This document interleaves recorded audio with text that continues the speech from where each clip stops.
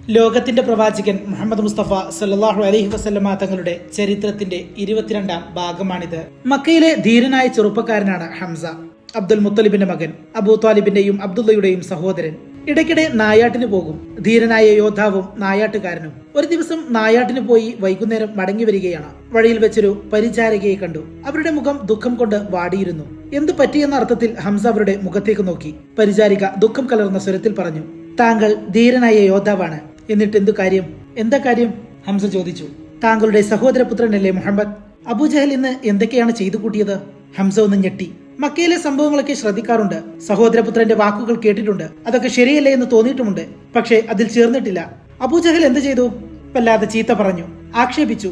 പിന്നെ തലയിൽ മണ്ണ് വാരിയിട്ടു. താങ്കൾ അത് കാണണമായിരുന്നു. നീ കണ്ടോ? ഞാൻ കണ്ടു. എനിക്ക് വലിയ ദുഃഖം തോന്നി. ഞാൻ അബലയല്ലേ, കണ്ടു സഹിക്കാനല്ലേ കഴിയൂ. ഹംസയുടെ മുഖം കോപം കൊണ്ട് ഇരച്ചു കയറി. തന്റെ സഹോദരപുത്രന്റെ തലയിൽ മണ്ണ് വരയിടാൻ ഇവൻ എന്തധികാരം? കയ്യിൽ അമ്പും വില്ലുമാണ്. നേരെ കഅബയുടെ അടുത്തേക്ക് കുതിച്ചു. പ്രമുഖന്മാർ പലരും ഇരിക്കുന്നു. അബുൽഹക്കം! ഇടിവെട്ടും പോലൊരു വിളി. നീ എന്റെ സഹോദരപുത്രനെ ആക്രമിച്ചുവല്ലേ? വില്ല് കൊണ്ട് തന്നെ കിട്ടി ഒരടി. അബുൽഹക്കം, നീ എന്തിനെന്റെ സഹോദരപുത്രനെ ആക്രമിച്ചു? ഏകനായ അള്ളാഹുവിലേക്ക് ജനങ്ങളെ ക്ഷണിച്ചതിനാണോ? മുഹമ്മദ് അള്ളാഹുവിന്റെ റസൂലാണെന്ന് പ്രഖ്യാപിച്ചതിനോ? എന്തു തെറ്റിനാണ് നീ മുഹമ്മദിനെ ആക്രമിച്ചത്? അബുൽഹക്കം, എന്നാൽ ഇതാ കേട്ടോളൂ. അള്ളാഹു അല്ലാതെ മറ്റൊരു ഇലാഹില്ലെന്നും അവന് യാതൊരു പങ്കുകാരില്ലെന്നും മുഹമ്മദ് അവന്റെ റസൂലാണെന്നും ഞാനിതാ സാക്ഷ്യം വഹിക്കുന്നു. ഖുറൈശി പ്രമുഖന്മാർ ഞെട്ടിപ്പോയി. എന്തൊരു പ്രഖ്യാപനം! ഹംസയെ ആക്രമിക്കാൻ ചിലർ ചാടി എണീറ്റു. അബൂജഹൽ അവരെ തടഞ്ഞു. ഞാൻ ഹംസയുടെ സഹോദരനെ ആക്രമിച്ചത് ശരിയാണ്. അതിനുള്ള രോഷം കൊണ്ടാണ് എന്നെ അടിച്ചത്. സാരമില്ല, ഹംസയുടെ കോപമൊന്ന് അടങ്ങട്ടെ. ഹംസയെ ആക്രമിച്ചാൽ അതൊരു വലിയ ആഭ്യന്തര കലഹമായി മാറുമെന്ന് അബൂജഹലിനറിയാം. അങ്ങനെ സംഭവിച്ചാൽ അത് മുഹമ്മദിന് സഹായമാകും. അതൊഴിവാക്കണം. ഹംസ നേരെ പ്രവാചകന്റെ സമീപത്തെത്തി. താൻ ഇസ്ലാം മതം സ്വീകരിച്ച കാര്യം അറിയിച്ചു. ദാറുൽ അർഖമിൽ വലിയ സന്തോഷം. ഹംസ റളിയല്ലാഹു അൻഹുവിന്റെ സ്നേഹിതനാണ് ഉമർ റളിയല്ലാഹു അൻഹു. ഉമർ റളിയല്ലാഹു അൻഹു നേരത്തെ ഇസ്ലാമിന്റെ ശത്രുവായിരുന്നു. ജാഹിലിയ കാലത്ത് എഴുത്തും വായനയും ശീലിച്ചവർ വളരെ കുറവായിരുന്നു. അക്കാലത്ത് എഴുതാനും വായിക്കാനും പഠിച്ച ഒരാളായിരുന്നു ഉമർ റളിയല്ലാഹു അൻഹു. അധികായനും ധീരനും. ഇസ്ലാമിന്റെ ശത്രുക്കൾ വട്ടം കൂടിയിരുന്ന് ചർച്ച നടത്തി. ഇസ്ലാം മതം തുടച്ചു നീക്കാൻ ഒറ്റ മാർഗമേ ഉള്ളൂ, മുഹമ്മദിനെ വധിക്കുക. അനന്തരഫലങ്ങൾ ഇപ്പോൾ നോക്കണ്ട, കാര്യം നടക്കട്ടെ. ആർക്കാണ് അവനെ വധിക്കാൻ കഴിയുക? ആളുകൾ പരസ്പരം നോക്കി. ആരും മുന്നോട്ട് വന്നില്ല. കരുത്തനായ ഉമറിന് സഹിക്കാനായില്ല. ഉമർ ചാടി എണീറ്റ് വിളിച്ചു പറഞ്ഞു, ഞാൻ മുഹമ്മദിനെ വധിക്കും. ഊരിയ വാളുമായി ഉടനെ പുറപ്പെട്ടു. വഴിയിൽ വെച്ച് സ്നേഹിതനെ കണ്ടുമുട്ടി. നഈം ഇബ്നു അബ്ദുള്ള. ഉമർ, താങ്കൾ എങ്ങോട്ടാണ്? നഈം ചോദിച്ചു. പുതിയ മതവുമായി വന്ന മുഹമ്മദിനെ വധിക്കാൻ പോവുകയാണ്. ധീരമായ മറുപടി. മുഹമ്മദിനെ വധിക്കും മുമ്പ് ഒരു കാര്യം ചെയ്യണം, നഈം പറഞ്ഞു. അതെന്താ? പറയൂ. ഉമർ, ആദ്യം താങ്കളുടെ കുടുംബത്തെ ശരിയാക്കണം. കുടുംബത്തിൽ എന്താണ് കുഴപ്പം? താങ്കളുടെ സഹോദരി ഫാത്തിമയും ഭർത്താവ് സഹീദും മുഹമ്മദിന്റെ മതം സ്വീകരിച്ചിരിക്കുന്നു. എങ്കിൽ ആദ്യം അവരെ കാണാം. ഉമർ ഓടി. ഉമർ ഫാത്തിമയുടെ വീടിനടുത്തെത്തി. അകത്തു നിന്ന് എന്തോ ശബ്ദം കേൾക്കുന്നു. ശ്രദ്ധിച്ചു.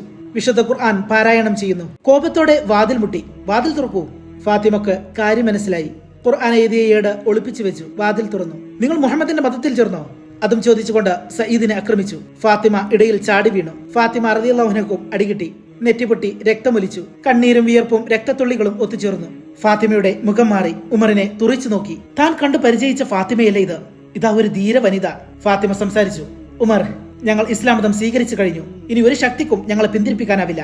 നിങ്ങൾക്ക് എന്ത് വേണമെങ്കിലും ചെയ്യാം. ധീരമായ പ്രഖ്യാപനം. ഉമർ ഞെട്ടി. ഇത്ര ശക്തമാണോ ആ വിശ്വാസം? ഉമർ തളരുകയാണ്. ഫാത്തിമ, എന്താണ് നിങ്ങൾ വായിച്ചുകൊണ്ടിരുന്നത്? എന്നെ കൂടെ ഒന്ന് കാണിക്കൂ. ഞാനതൊന്ന് വായിക്കട്ടെ. കുളിച്ച് ശുദ്ധിയായി വരൂ. ഉമർ പോയി കുളിച്ച് ശുദ്ധിയായി വന്നു. ഈയുടെ കയ്യിൽ വാങ്ങി ആയത്തുകൾ ഓതാൻ തുടങ്ങി. ത്വഹമ അൻസൽന. മനസ്സിലേക്ക് തൗഹീദിന്റെ പ്രകാശം ശക്തമായി കടന്നു വരുന്നു.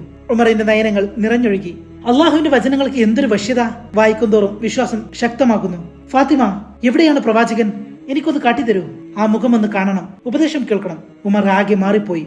അള്ളാഹു അല്ലാതെ മറ്റൊരു ഇലാഹില്ലെന്നും മുഹമ്മദ് അവന്റെ റസൂലാണെന്നും വിശ്വസിച്ചു കഴിഞ്ഞു. പ്രവാചകൻ ദാറുൽ അർഖമിലാണുള്ളത്. നമുക്ക് അങ്ങോട്ട് പോകാം. വികാരഭരിതമായ മനസ്സുമായി ഉമർ നടന്നു. അകലെ അർഖമിന്റെ വീട് കാണാം. അവിടെയാണ് പ്രവാചകൻ, കൂടെ സത്യവിശ്വാസികളും. അങ്ങ് താൻ ധൃതിയായി. നടത്തത്തിന് വേഗം കൂടി. ദാറുൽ അർഖമിൽ ഇരിക്കുന്നവർ ആ കാഴ്ച കണ്ടു. ഉമർ ധൃതിയിൽ നടന്നു വരുന്നു. കയ്യിൽ വാളുണ്ട്. ഹംസ റളിയല്ലാഹു അൻഹു എഴുന്നേറ്റ് നിന്ന് പ്രഖ്യാപിച്ചു. ഉമർ നല്ല ഉദ്ദേശമായിട്ടാണ് വരുന്നതെങ്കിൽ കൊള്ളാം. കുഴപ്പത്തിനാണ് വരുന്നതെങ്കിൽ ആ വാൾ കൊണ്ട് തന്നെ ഞാൻ അവന്റെ കഥ കഴിക്കും. ഉമർ വാതിൽക്കിലെത്തി. പ്രവാചകൻ സല്ലല്ലാഹു അലൈഹി വസല്ലമ തങ്ങൾ അടുത്തേക്ക് ചെന്നു. വസ്ത്രത്തിൽ പിടിച്ചുകൊണ്ട് ചോദിച്ചു, എന്തുദ്ദേശത്തിലാണ് ഈ വരവ്? ഇസ്ലാം സ്വീകരിക്കാൻ. നബി സല്ലല്ലാഹു അലൈഹി വസല്ലമ തങ്ങൾ ഷഹാദത്ത് കലിമ ചൊല്ലിക്കൊടുത്തു. സത്യവിശ്വാസികൾ ആഹ്ലാദപൂർവ്വം തക്ബീർ മുഴക്കി. അല്ലാഹു അക്ബർ, അല്ലാഹു അക്ബർ. ഹംസ റളിയല്ലാഹു അൻഹു ഇസ്ലാം മതത്തിൽ വന്ന 3-ാം ദിവസമാണ് സംഭവം. അള്ളാഹുവിന്റെ റസൂലേ, നാം സത്യദീനിന്റെ അനുയായികളല്ലേ? ഇസ്ലാം പരസ്യമായി പ്രചരിപ്പിക്കണം. നമുക്ക് കഅബയുടെ അടുത്തേക്ക് പോകാം. ആ അഭിപ്രായം സ്വീകരിക്കപ്പെട്ടു. 2 വരിയായി അവർ പുറപ്പെടുന്നു. ഒരു വരിയുടെ മുമ്പിൽ ഹംസ റളിയല്ലാഹു അൻഹു, മറ്റേ വരിയുടെ മുമ്പിൽ ഉമർ റളിയല്ലാഹു അൻഹു. സത്യവിശ്വാസികൾ നീങ്ങി, തക്ബീർ ധ്വനികൾ മുഴങ്ങി. ഷിർക്കിന്റെ ശക്തികൾ പകച്ചു നോക്കുകയാണ്. അവർക്ക് സ്വന്തം കണ്ണുകൾ വിശ്വസിക്കാൻ പ്രയാസം. മുഹമ്മദിന്റെ തലയെടുക്കാൻ പോയ ആൾ ആ പ്രസ്ഥാനത്തിന്റെ ശക്തനായ വക്താവായി തിരിച്ചു വന്നിരിക്കുന്നു. ഇതെന്തൊരു അതിശയം! ഖുറൈശികൾ പരസ്പരം നോക്കി. ഇതുവരെ സ്വീകരിച്ച മാർഗങ്ങൾ പോരാ. മക്കയുടെ യുവത്വങ്ങളാണ് മുഹമ്മദിന്റെ ഇരുവശത്തും നിലയുറപ്പിച്ചിരിക്കുന്നത്. എങ്ങനെ നേരിടും? ഖുറൈശികളുടെ മനസ്സിൽ വെപ്രാളം. അപ്പോഴും തക്ബീർ ധ്വനികൾ മുഴങ്ങിക്കൊണ്ടിരുന്നു. തക്ബീർ ധ്വനികൾ കാതുകളിൽ അലയടിക്കുന്നു. അല്ലാഹു അക്ബർ, അല്ലാഹു അക്ബർ. ഈ കഥയുടെ 23-ാം ഭാഗം അടുത്ത വീഡിയോയായി അപ്ലോഡ് ചെയ്യുന്നതായിരിക്കും.